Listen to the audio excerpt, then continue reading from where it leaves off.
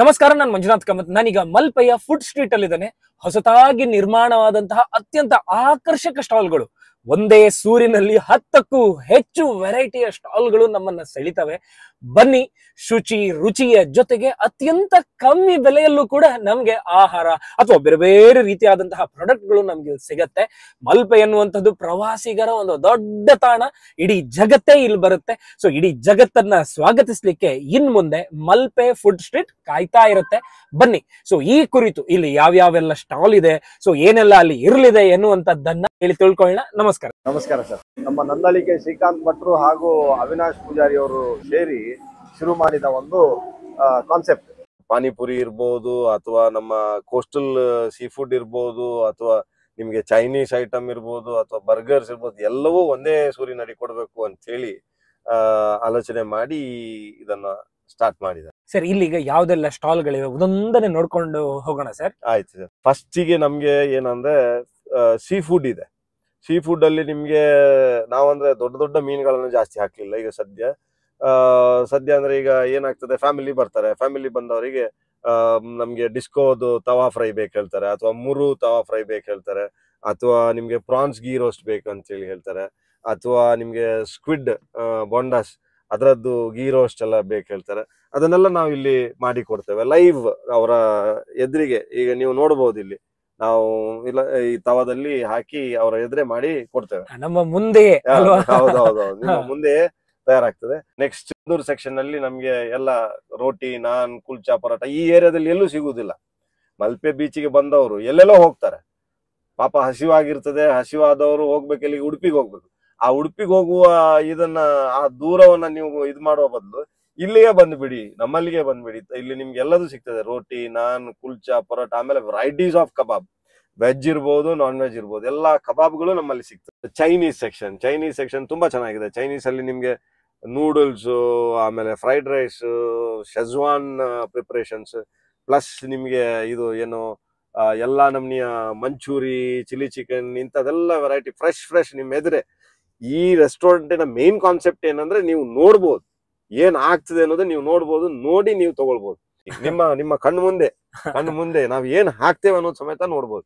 ಆಮೇಲೆ ಇನ್ನೊಂದು ವಿಚಾರ ನಾನು ಏನ್ ಹೇಳಲಿಕ್ಕೆ ಬಯಸ್ತೇನೆ ಅಂದ್ರೆ, ನಾವು ಯಾವುದೇ ಒಂದು ಕೆಮಿಕಲ್ ಇರ್ಲಿ, ಕಲರ್ ಇರ್ಲಿ, ಅಥವಾ ಅಜಿನೋಮೋಟೋ ಇರ್ಲಿ, ಅಂತದ್ ಯಾವ್ದನ್ನು ನಾವು ಇಲ್ಲಿ ಯೂಸ್ ಮಾಡೋದಿಲ್ಲ. ನಿಮ್ಮ ಎದುರೆ ನಿಮಗೆ ಕಾಣ್ತದೆ ನಾವ್ ಏನ್ ಹಾಕ್ತೇವೆ, ಯಾವ ಎಣ್ಣೆ ಯೂಸ್ ಮಾಡ್ತೇವೆ ಅನ್ನೋದು ಸಮೇತ ನೀವು ನೋಡ್ಬೋದು. ಕಾಂಟಿನೆಂಟಲ್ ಸೆಕ್ಷನ್ ಅಂತ ಹೇಳಿ ಇದೆ ಇನ್ನೊಂದು ಸ್ಟಾಲ್, ಅದು ಕಾಂಟಿನೆಂಟಲ್ ಸೆಕ್ಷನ್.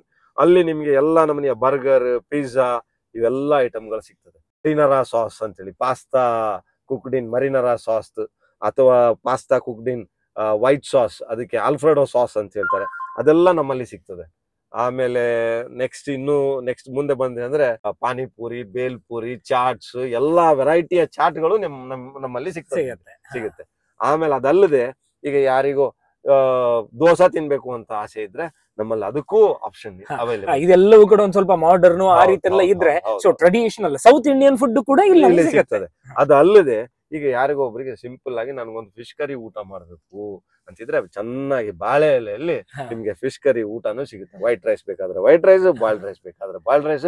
ಈ ಫಿಶ್ ಕರಿ ರೈಸ್ಗೆ ಬರೀ 60 ರೂಪಾಯಿ. ಅದೇ ನೋಡಿದೆ, ತುಂಬಾ ಅಟ್ರಾಕ್ಟಿವ್ ಅಂತ ಅನಿಸು. ಕೇವಲ 60 ರೂಪಾಯಿ, ಅದು ಕೂಡ ಈ ಮಲ್ಪೆಯಲ್ಲಿ ಕೇವಲ 60 ರೂಪಾಯಿಗೆ ಫಿಶ್ ಮೀಲ್. ಅದರ ಜೊತೆಗೆ ನೀವು ಬೇಕಾದ್ರೆ ಯಾವ್ದಾದ್ರು ಒಂದು ಫ್ರೈ ತಗೊಳ್ತೀರಿ, ತವಾ ಫ್ರೈನೋ, ಮಸಾಲಾ ಫ್ರೈನೋ, ನಿಮ್ಗೆ ಯಾವ್ದು ಬೇಕು ನೋಡಿ ಅದನ್ನ ನೀವೇ ಆರ್ಡರ್ ಮಾಡ್ಬೇಕು. ಇನ್ನೊಂದು ಅಡ್ವಾಂಟೇಜ್ ಏನಂದ್ರೆ, ನಮ್ದೇ ಫಿಶ್ ಟ್ರೇಡ್ ಸೆಂಟರ್ ಇಲ್ಲೇ ಬಂದಿರುತ್ತೆ.